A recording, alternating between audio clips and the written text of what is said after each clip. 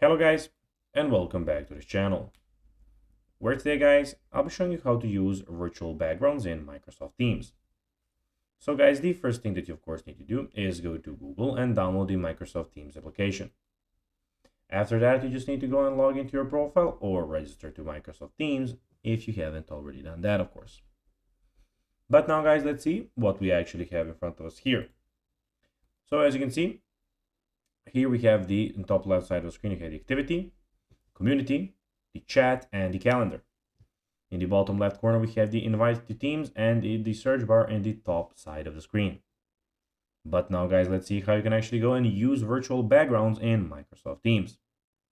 So using virtual backgrounds in Microsoft Teams can be a fun touch or a layer of privacy to your meetings. You can start by joining your meeting as usual. So I won't be joining a meeting because of obvious personal reasons. Before or during the meeting, click on More Actions. Those are the three dots in the meeting controls. Then select Apply Background Effect.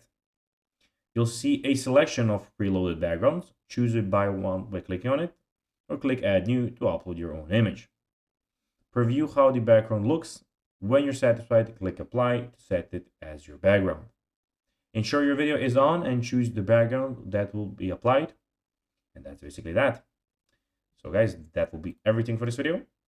I hope that you found this video informative and entertaining, guys.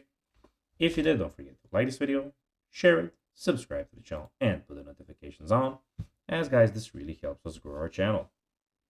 So if you have a few seconds, it'll be pretty cool if you could do this for us. So guys, that will be everything for this video. I hope you enjoyed it. And guys, as always, I'll be seeing you in the next video on this YouTube channel. Until then, as always, bye guys.